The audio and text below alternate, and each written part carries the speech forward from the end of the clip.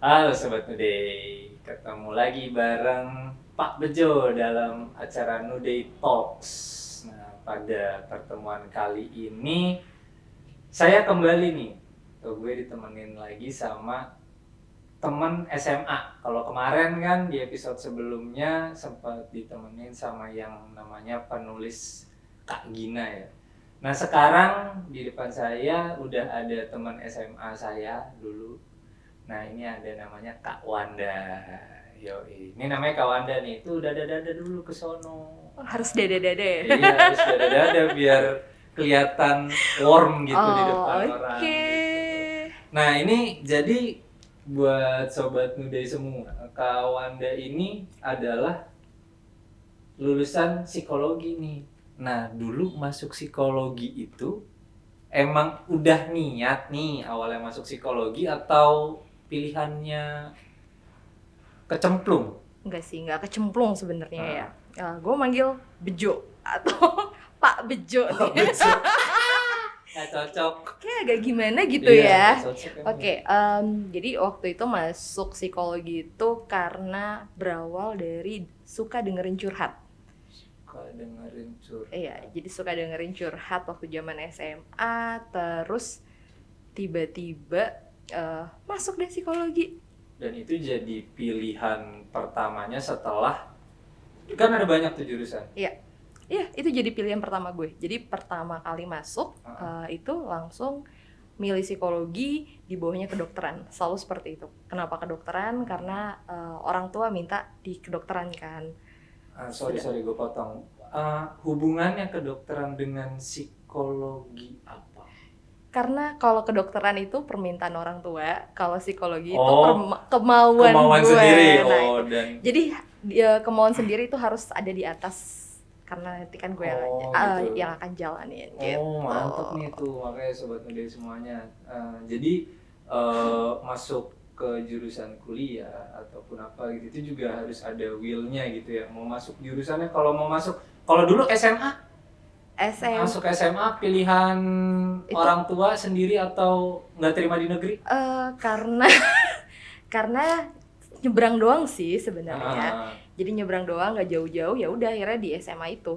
oh gitu. Gitu. Dan apa namanya itu benar-benar dan selama perjalanan di SMA apakah akan apa namanya kan dulu kan suka dengerin curhat teman-temannya pas mulai SMA tuh. Tapi apa pas SMP SD kepikiran mau Jadi apa? psikologi gitu atau jadi apalah gitu. Enggak, sebenarnya baru kepikiran mau jadi psikologi itu saat kelas 3 semester 2.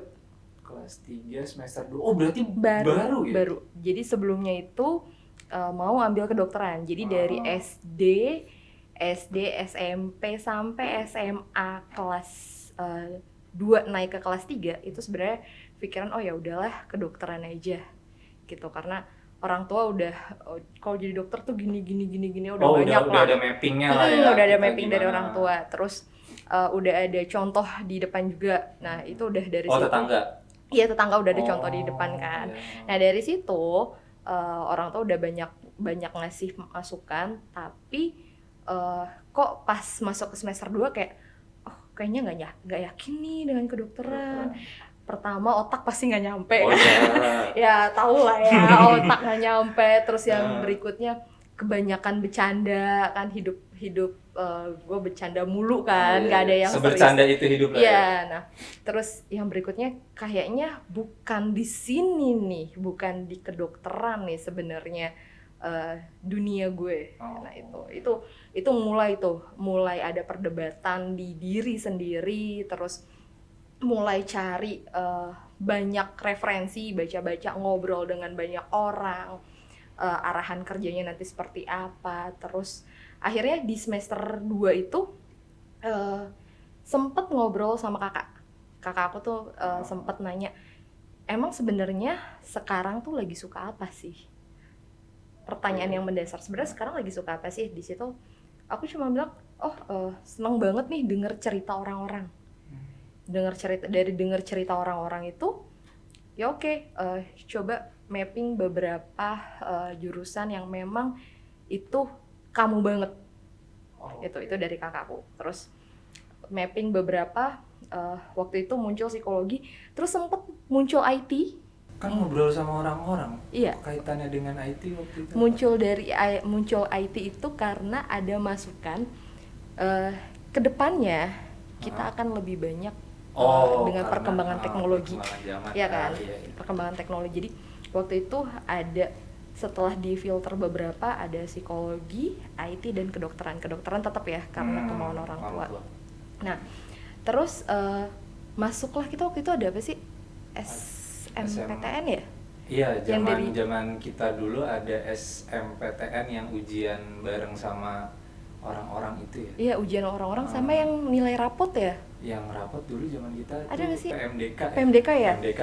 Nah, itu disuruh masukin tuh. Kalau nggak salah PMDK itu IPB. Bukan, PMDK itu 3 jurusan ya? Macam-macam sih. Kalau nggak salah ya, waktu zaman kita. Nah, waktu itu gue sempat ambil 3 jurusan itu, kedokteran dari IPA, terus ambil IT, sama psikologi dari IPS. Tapi polanya gue balik psikologi itu selalu pertama. Jadi yang pertama di dalam pilihannya. Psikologi pertama, kedokteran baru IT. Nah itu konsep itu selalu gue bawa sampai mencar-mencar ke universitas manapun. Pokoknya mau masuk kuliah dimanapun, pilihan utamanya selalu jadi psikologi. Tapi kalau yang udah lulus psikologi itu udah disebut psikolog? Belum, itu baru sarjana psikologi. Ketika kita mau jadi psikolog, kita harus ambil S2 lagi. S2 lagi. Nah, apapun jurusan nanti ke depannya itu dia, misalnya gini, psikologi gitu kan, nanti dia ngambil psikologinya psikologi perkembangan atau psikologi anak-anak. Nah, itu dia jadi psikolog di bagian itu. Iya, ketika dia sudah ambil S2-nya. Jadi S1 itu masih general banget. Jadi masih ada psikologi perkembangan, psikologi industri. Waktu itu zaman gue ada psikologi sosial, terus yang ada yang psikoforensik itu juga ada. Forensik juga ada. Nah, itu ada. Banyak tuh Sobat Nude. Psikologi juga banyak banget cabangnya. Jadi bukan hanya dari satu sisi aja, walaupun dia namanya psikologi, tapi kan kita belajar terkait manusia ya. Iya. Terkait manusia, terus perkembangannya manusia seperti apa.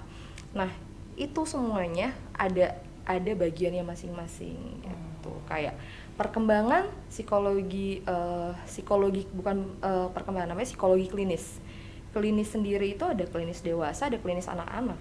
Ada 2 klinis. Jadi lu mau fokus di mana nih? Mau fokus di klinis anak atau mau fokus di klinis dewasa? Gitu. Nah, perkembangan PIO psikologi industri dan organisasi. Namanya PIO ya, organisasi. Nah, nanti ketika kita masuk di dunia kerja, organisasi ada yang namanya divisi HRD. Nah, HRD yang itu, ini ya, yang ngelamar kerja itu ya. Nah, penerimaan di situ pun udah banyak tuh divisinya, ada rekrutmennya divisi sendiri, terus ada yang namanya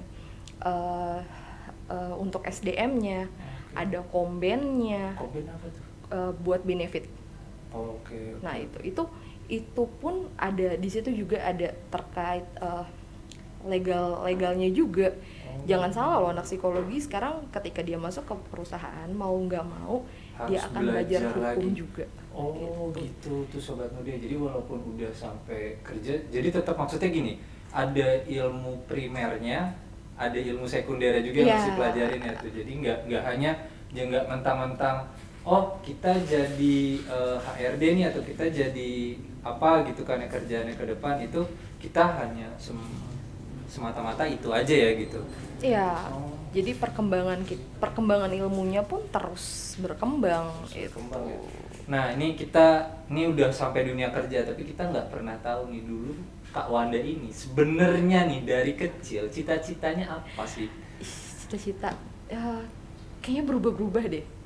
Cita-citanya tuh pernah mau jadi dokter, pernah mau jadi pengusaha. Terakhir itu cita-cita terakhir ya, waktu SMA yang gue inget itu, cita-cita gue pengen punya usaha sendiri di depan rumah. Itu tergolong cita-cita juga ya? Itu pengen punya usaha, berarti kan pengusaha kan ya, pengen punya usaha sendiri di depan rumah. Terus waktu itu kita sempat ada career day ya. Iya, career day. Nah, career day itu gue sempet ditanya sama salah satu pembicara, cita-cita gue apa? Gue sebut tuh cita-cita gue pengen jadi pengen punya usaha sendiri di depan rumah. Terus dia tanya, kenapa pengen kayak gitu? Iya, karena nanti kan kalau jauh ya, kalau udah punya usaha sendiri terus di depan rumah kan bisa ngontrol lebih enak. Terus nanti kalau punya anak bisa lihat anaknya. Nah, sama pembicara itu diminta untuk didetailin usahanya di bidang apa. Makin dijurusin, makin spesifik ya. Di situ dia minta lebih detail lagi, coba difikirkan lagi mau jadi seperti apa.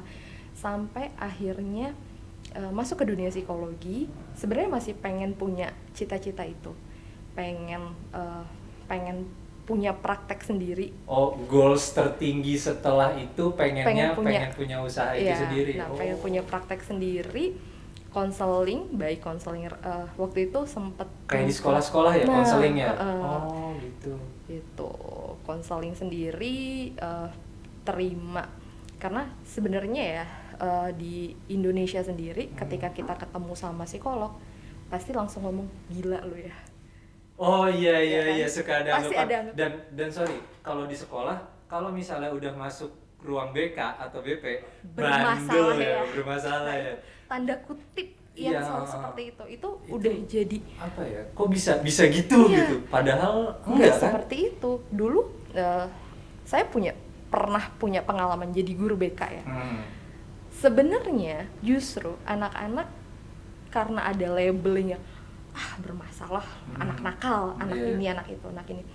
Itu yang kadang ketika anak-anak butuh guru BK, lebih baik aku pendem sendiri deh dibanding aku harus masuk ke ruang BK, ketemu dengan guru BK, itu lebih yang nggak dianggap efektif. Menyeramkan ya. Nggak tahu ya sekarang masih seperti itu nggak nih? Kalau Kak Bejo sendiri gimana nih di sekolahnya nih? Kalau di sekolah masih sama sih ternyata pandangannya. Walaupun sebenarnya udah coba di iniin ya, maksudnya udah coba di arahin ke siswa kalau misalnya kamu pengen tahu, tapi kayak stigma itu tuh selalu muncul gitu. Nah makanya ini yang bingung gitu kan, kok bisa gitu. Tapi di pengalaman Kawanda sendiri gitu, ketika misalnya ada yang masuk ke ruang BK gitu, apa sih biasanya yang paling sering ditanya sama anak-anak? Ketika zaman dulu ya, waktu itu aku jadi BK tuh 2013-2014 ya sekitar tahun-tahun segitu. Ketika itu paling banyak masalahnya adalah masalah dengan orang tua. Itu masalah paling banyak, sampai ada beberapa anak yang kita anggap pendiam. Karena waktu itu ada beberapa kasus anak itu adalah anak yang sebenarnya kelihatannya seperti nggak ada apa-apa. Seperti anak manis, anak yang menurut orang tua. Waktu itu mulainya adalah aku coba ngechat dia. Pendekatannya adalah ngechat dia. Kayaknya nih anak kadang-kadang guru BK kan suka ngeliat feeling yang kayaknya nih anak ada sesuatu nih, ada yang harus ditanya nih dengan kondisinya dia. Oke, dari fisik luar kita lihat tapi kita nggak tahu dari mentalnya dia kayak gimana. Nah ketika itu iseng chat, cuma nanyain kabar, berawal dari film. Anak-anak zaman angkatan itu kan film, terus sampai sekarang juga lagu masih ya, film, lagu lagu masih ini banget. Terus sekolah gimana, ada pelajaran yang mengganggu apa enggak. Dari pertanyaan itu ternyata kebongkar semuanya. Ini anak ternyata ada masalah ya di situ. Ada anak-anak. Jadi sampai curhat masalah orang tua pun ke BK juga bisa ya? Iya, sebenarnya. Nggak hanya gini. Kalau misalnya yang SMP gitu kan, itu kan mau nanya jurusan SMA-nya mau kemana gitu kan ya. Tapi ke guru BK juga bisa nanya masalah sepersonal itu ternyata. Iya, dari kalau waktu aku memang tidak membatasi anak-anak. Mungkin BK kita memang mengarahkan buat penjurusannya, terus masalah di sekolah apa aja, ketemu guru apa, kok dia bisa bermasalah dengan guru A tapi sama guru B nggak bermasalah. Itu kan harus digali kan setiap anak. Tapi kan kita kehidupan orang kan nggak hanya di sekolah, dia 8 jam di sekolah, tapi Sisa sisanya di adalah rumah di dan rumah. lingkungan pergaulannya semua. Gitu. Nah itu kita harus korek juga, dari mana nih masalahnya dia, bagian mana nih yang nggak kelar dan nggak terselesaikan, atau dianggap selesai, udah gue tutup aja. Ditutup apa, case close, Iya. tapi sebenarnya Itu masalahnya belum. masih ada. Itu belum, itu masih ada, Oke. dan itu bisa kebuka kapanpun ketika ada Triggernya, pemicunya. Oh, Gitu. jadi gitu ya Sobat Muda ya. Guru BK itu ternyata fungsinya jauh banget nih, lebih besar daripada apa yang Sobat Muda semuanya udah pikirin gitu. Gak hanya cuma masalah mau kuliah apa, SMA-nya masuk mana gitu. Minat bakat juga, bahkan sampai dia kesenangan dan hobi pun ketika ada permasalahan dengan itu bisa di-sharing ya Iya. ke ke guru BK ya. Iya, sebenarnya luas banget ya ketika jadi guru BK itu, luas banget. Terus kasih banyak saran, walaupun kita cuma coba kasih dia saran, dia yang ngejalanin, nanti ketika saran dari kita nggak berhasil, kita akan bantu dia untuk evaluasi. Gitu, biasanya seperti itu. Evaluasi nih, saran aku kemarin A, B, C, D. Kamu udah jalanin sampai sejauh mana dari situ? Dari A, B, C, D, kira-kira hasilnya seperti apa, udah sampai dengan tujuan kamu apa belum? Kalau belum, kita evaluasi lagi yuk bareng-bareng dari saran itu. Harus kooperatif ya. Itu apa nih, ada beberapa anak yang memang insight dari dalam, dia keluar dari pikirannya, keluar semuanya. Iya Kak, harusnya aku tuh kayak gini. Ada beberapa anak yang seperti itu, cuma ngobrol beberapa kata, dia bisa ngeluarin semua tujuannya apa, minatnya dia seperti apa, gambaran kedepannya dia mau seperti apa, itu udah ada. Itu ada beberapa tapi gini, kalau misalnya ada anak yang datang ke Kawanda gitu ya, dia bilang aku nggak tahu minat bakatku apa, aku nggak tahu gini, itu apa yang dilakuin ke anak itu waktu itu? Pertama, aku selalu nanya, kamu suka apa? Suka apa, nyaman di mana? Di mananya itu merujuk sama tempat atau kegiatan? Kegiatan apa yang bisa bikin dia nyaman? Dia nyaman, seperti itu. Terus sukanya apa nih, misalnya aku suka banget nih Kak sama komputer. Itu masih general banget kan, komputer. Kalau di komputer kamu biasanya ngapain? Misalnya ditanya sampai lebih spesifik lagi. Iya, kayak misalnya, aku di komputer lebih suka game apa nih yang kamu suka? Ya kan, gamenya kayak gini. Kenapa kamu suka game itu? Itu kita sambil analisa sampai sedalam-dalamnya, sampai kita dapat.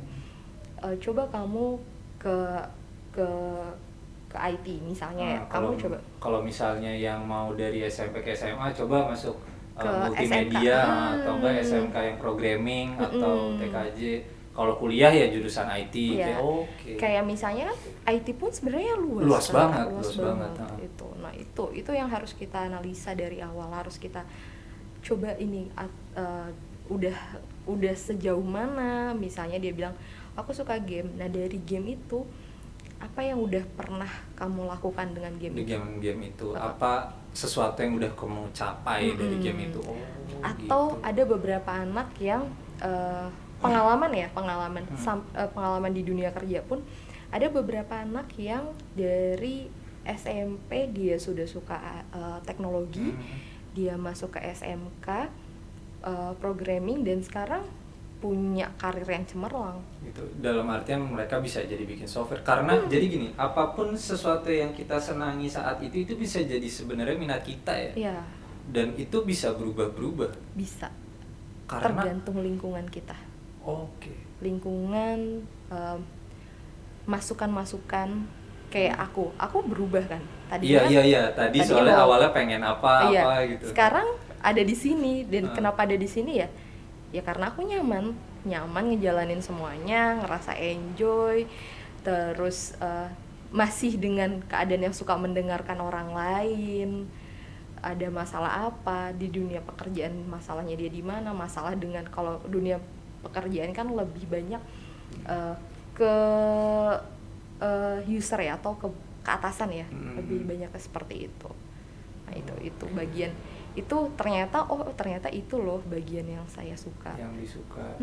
Dan ketika jadi gini, tadi kalau misalnya dengar Kawanda mungkin ya, nyimak Kawanda tadi, Berarti setiap apapun yang kita pengen itu atau kita pengen lakuin lah gitu, itu harus spesifik bener di bedah. Misalnya kayak tadi suka main gamenya apa gitu kan, supaya kita bisa tahu ternyata itu sebenarnya minat kita.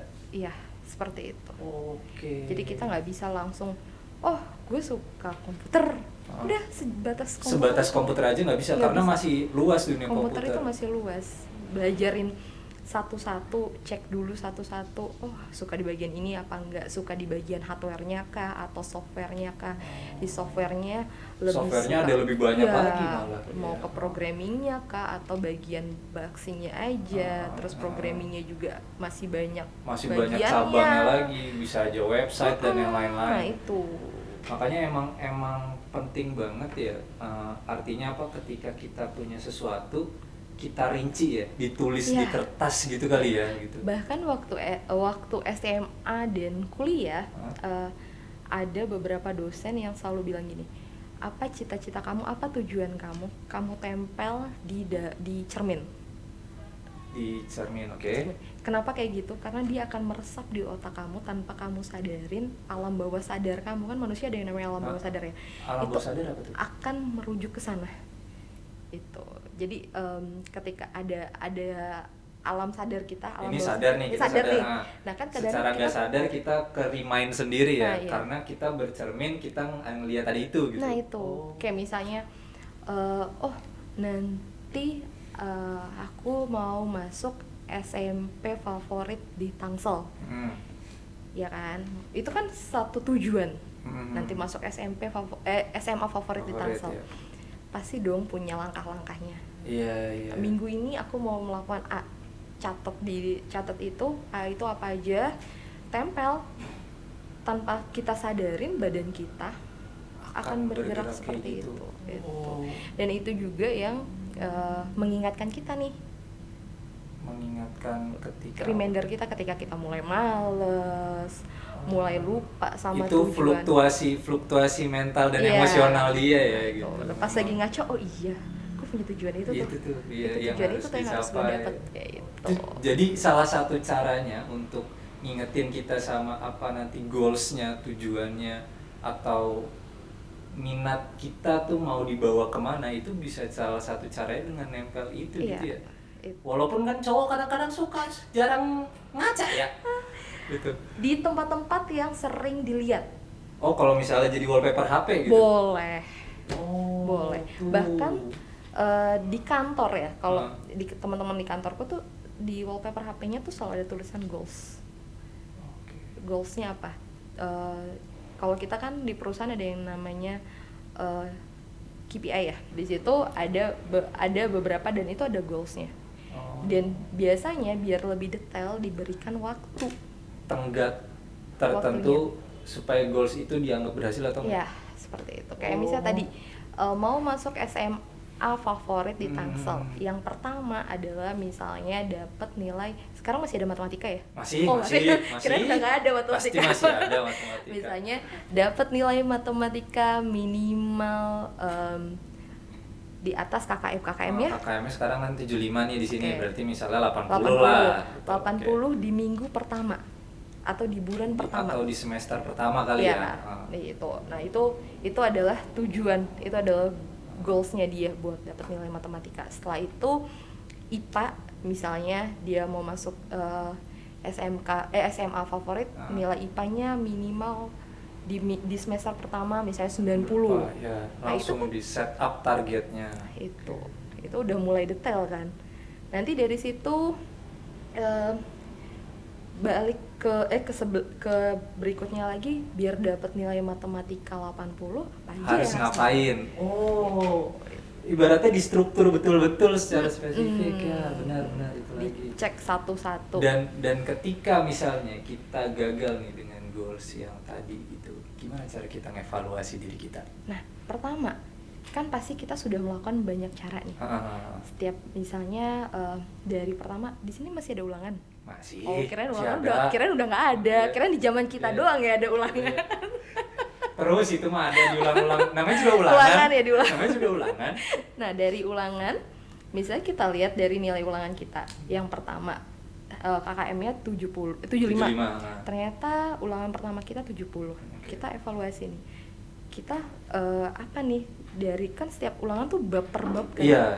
Di bab Ada ini kayak kira-kira gitu. apa nih yang saya nggak ngerti, yang saya nggak paham. Tandain, pelajarin. Kalau dulu aku biasanya nggak paham nih sama yang begini nih. Nah, biasanya nanya ke guru. Kalau les bisa tanya sama guru lesnya, seperti itu. Nah, terus nanti pelajarin dan coba ulangi lagi berikutnya. Nah, nanti kan biasanya ada remedial kan. Nah, ketika remedial hasil itu bisa chief target apa enggak, gitu. Itu terus yang namanya kita belajar kan nggak ada 10 bab kan. Iya, nggak mungkin Nggak kita 10 bisa bab. semuanya Ya, gitu. nggak mungkin 10 bab itu yang kita bisa. Nah, bab-bab mana aja nih yang kalian bisa? Bisa diambil jalan pintas gini nggak misalnya nih Kawanda? Ini misalnya ada pelajaran 5 bab. Saya yakin di sini saya bisa banget. Jadi saya di sini hanya cukup mengulang sedikit saja. Oke. Nah, nanti di bab yang ini kayaknya berat nih. Saya langsung belajar ke sini aja deh. Boleh kayak gitu. Itu kan bagian dari strategi belajar. Itu. Iya. Karena kan memang apa ya, apalagi kan pelajar sekarang juga kan pelajarannya kan banyak gitu ya. Jadi ini salah satu strategi juga nih buat Sobat Nuday semuanya, strategi belajar. Karena nggak bilang mustahil ya, tapi memang ketika mau dapat bagus semuanya nilai itu memang ya ada yang sulit mungkin ya, gitu. Dan strateginya juga harus beda-beda. Nah itu, setiap orang tuh punya strateginya masing-masing. Belum tentu strategi yang kita lakuin atau teman kita lakuin itu berhasil juga di kita. Nggak tentu seperti itu. Kita harus bisa evaluasi dari semuanya yang udah kita kerjain, bagian mana nih yang harus kita perbaikin, bagian mana yang ternyata kekuatan aku dari 5 bab itu ternyata ada di 3 bab. Berarti itu kan harus dikuatin kan. Nah, 2 bab ini juga harus tetap, walaupun mungkin nggak sehebat 3 bab itu. Nah, 2 bab ini mungkin ya harus ada pelajaran yang lebih lama, belajar yang lebih lama, waktu yang lebih panjang, lebih susah kayak gitu. Dan setiap orang juga selain punya strategi. Nah, ketika misalnya nih kita sudah lakukan itu semuanya gitu kan ya. Kita sudah evaluasi, kita udah remedial dan yang lain-lain tetap gagal nih gitu kan ya. Kadang-kadang kan suka ada yang minder gitu kan ya. Gue udah nggak bisa udah. Kadang-kadang belum ulangan udah remedial langsung aja Pak gitu. Dan mungkin Sobat Nuday pernah ngalamin gitu ya. Belum nih mau ulangan nih, misalnya pelajarannya sulit nih. Udah Pak langsung remedial ya lah Pak gitu kan ya. Nah, ketika udah mencoba semuanya dan masih nggak bisa, apa nih gitu yang harus dilakuin dan buat nguatin mentalnya tuh apa sih sebenarnya? Oke. Sebenarnya gini, apa yang kita pikirkan itu akan terjadi. Itu konsep yang selalu aku pegang dari zaman SMA sampai sekarang. Ketika kita berpikir negatif, itu semua akan terjadi negatif. Oke, jadi misalnya gini, gue ulangan kayak tadi, iya, udah remedial aja Pak. Bener pas ulangan nanti nilainya akan jelek. Iya. Apa yang kita pikirkan itu akan terjadi. Kenapa kita selalu harus berpikir positif? Karena itu. Suges ya? Iya. Kesuges sendiri kita. Dan kenapa kita harus takut gagal? Coba deh, buat ada di posisi sekarang berapa kali gagal? Banyak kan? Banyak ya. Gak mesti. Dan gagal itu menurut gue nih ya Sobat Nuday ya, itu emang harus dicoba, tapi asal nggak diratapin gitu, tapi dipelajarin sih. Nggak masalah kita gagal. Gagal itu adalah sesuatu yang wajar. Gagal lagi ya nggak ada masalah. Tapi ketika udah gagal, kita harus evaluasi apa yang salah nih dari strategi kita, dari A, B, C, D. Apa nih yang salah? Kalau misalnya ternyata strategi kita di bagian C yang salah, ya si C ini yang harus kita perbaikin. Itu kan. Terus kita coba lagi. Ternyata masih gagal. Ya udah nggak ada masalah. Kita coba lagi. Bahkan pengalaman. Aku pernah dapet ibu-ibu udah usianya itu udah sekitar 40 tahun. 20 tahun dia bekerja sebagai seorang admin. Berarti dia ada di zona nyamannya kan? Di zona ternyaman dalam hidup dia. Tiba-tiba dia banting setir dong jadi programmer. Karena apa? Waktu itu aku tanya, kenapa Bu? Kok ibu 20 tahun tiba-tiba ibu berubah jadi programmer karena waktu itu kata dia lagi ngerjain satu admin terus dipakai aplikasi, dia penasaran ngulik aplikasi itu. Dari penasaran ngulik aplikasi, akhirnya dia belajar otodidak. Ternyata dari situ dia berani buat keluar dari kantornya. 20 tahun loh. Iya, itu 20 tahun orang kerja juga udah luar biasa. Udah berarti kan kerjanya udah. Iya, udah melekat banget di sini. Kan? Ya. Nah, udah 20 tahun dia keluar dari situ, dia ambil bootcamp. Bootcamp tuh Bootcamp kayak tuh buat belajar pelatihan gitu pelatihan ya. buat jadi programmer. Dia orang tertua di bootcamp itu. Maksudnya semangat belajarnya masih ada dengan umur segitu ya? Di usia segitu dia nggak. Terus aku tanya, ibu nggak takut? Iya, atau nggak minder gitu ya?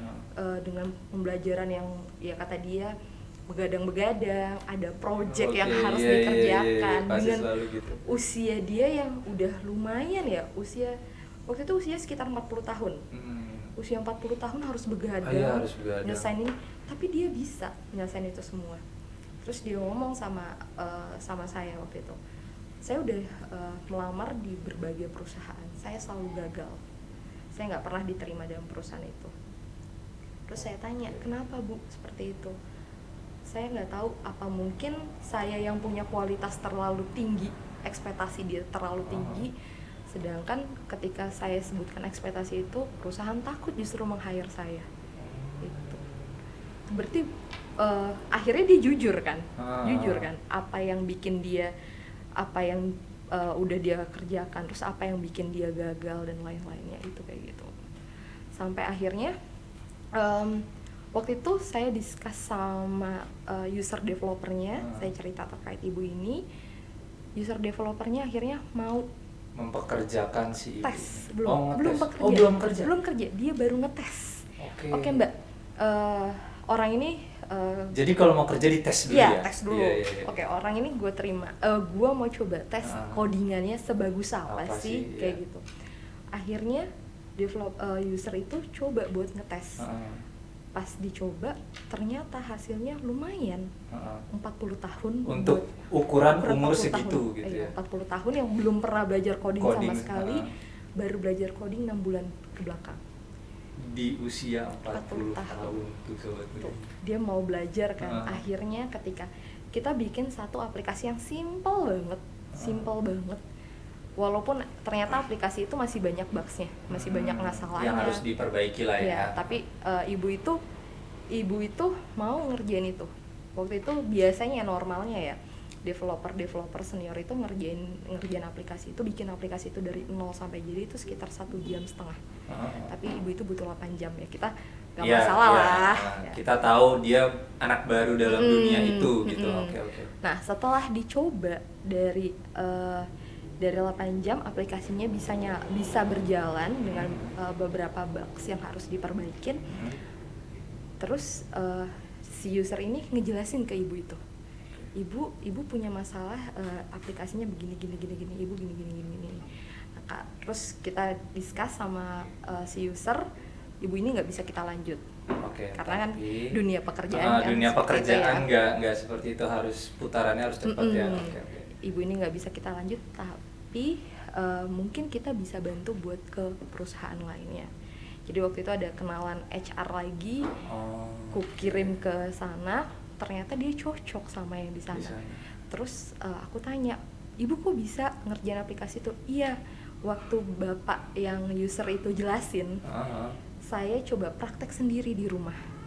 Dia belajar sendiri dengan evaluasi kegagalannya dia yang ini dia bikin sendiri, ternyata bisa jalan gitu. Dan tanpa saya tahu ternyata ibu ini sama user saya, dia mau minta dibantuin buat evaluasi, buat ngecek nih aplikasi aplikasi yang salah tadi itu ya.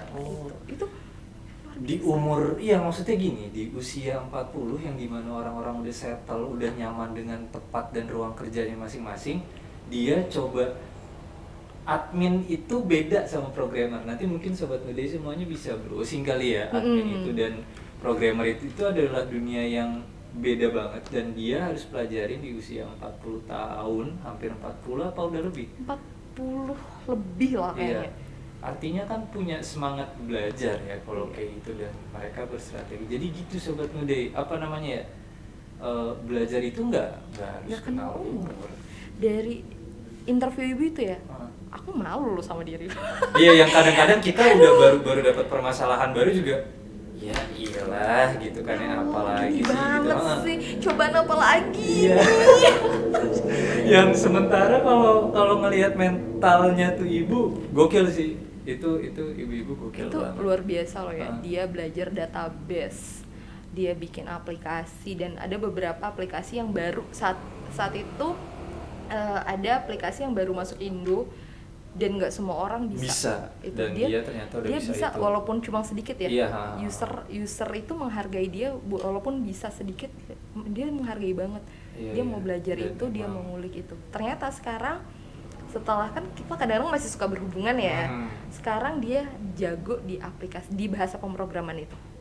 Gitu. Saya usia 40 Usia emang harus, maksudnya gini ya, emang harus respect sama seluruh progres orang sih ya. Iya. Sebenarnya walaupun dia terlambat di usianya baru belajar itu, tapi ketika ada progres dan ada apa ya, ada ya pokoknya intinya berkembang lah apa yang dia pelajarin, itu emang harus diapresiat banget ya supaya makin semangat. Itu kan berubah ya. Heeh. Itu minatnya dia berubah kan. Minatnya berubah di Berubah kan usia, di usia yang 40 tahun. Kita nggak pernah tahu minat kita berubah di mana, berubah kapan, waktunya kapan, lingkungan kita seperti apa. Ibu itu berubah minatnya karena cuma gara-gara satu aplikasi yang dia biasa kerjain untuk administrasinya dia. Dia penasaran nih aplikasi jalannya seperti apa. Otomatis jadi dia belajar individu. Ternyata pas dia belajar sendiri, dia lihat oh ini ternyata ada bahasa begini, ada begini, nanti konsepnya bakal seperti ini, logiknya dia berjalan kan. Iya. Gitu. Akhirnya berubahlah semua hidupnya dia. Tuh Sobat Nude, jadi nggak usah takut dengan perubahan ya, berartinya ya perubahan itu wajar sih ya. Iya. Nah buat Sobat Nude semuanya, ini apa namanya, kita tadi ngobrol banyak banget ya Kawanda, dari mulai minat yang bisa berubah bahkan di usia 40 tahun, strategi belajar dan mencapai target ya. Iya. Kalau yang kita mau sekolah, kuliah dan lain-lain, itu dibikin targetnya secara spesifik yang sampai kita kalau nanya kenapa tuh nggak ada jawabannya. Iya, sampai kita benar-benar udah mentok, udah mentok gitu. udah sampai sini gitu. Oke, tuh, Sobat Nude, jadi banyak banget yang kita pelajarin pada episode kali ini. Ada pesan-pesan Kawanda buat sahabat-sobat Nude di sana yang di luar yang lagi apa namanya bingung, dia tuh ini apa sih kesenangan gue gitu kan ya, apa sih hobi gue, minat gue mau kemana sih berikutnya gitu, ada nggak pesan-pesan? Pertama, jangan takut cobain hal baru. Oke. Kita nggak pernah tahu minat itu atau kemampuan kita itu ada di mana kalau kita nggak pernah berani coba hal baru. Gagal ya udah gagal, evaluasi, bangkit lagi. Itu Gagal itu boleh, nggak usah terlalu diratapin tapi dipelajari apa gagalnya. Wis, quotes mantap. Oke, thank you Kawanda waktunya. Thank Itu you, aja, Kak Bejo. terima kasih. Kita closing nih ya Sobat Nude, kita ketemu di episode berikutnya. Nanti bisa sama saya, bisa sama Ko Febri, mana aja yang penting asik acaranya. Oke, jangan lupa subscribe channelnya. Nanti silakan di follow Kawanda di Instagramnya, ada di bawah sana ya. Sampai ketemu di episode berikutnya. Dadah. Assalamualaikum warahmatullahi wabarakatuh.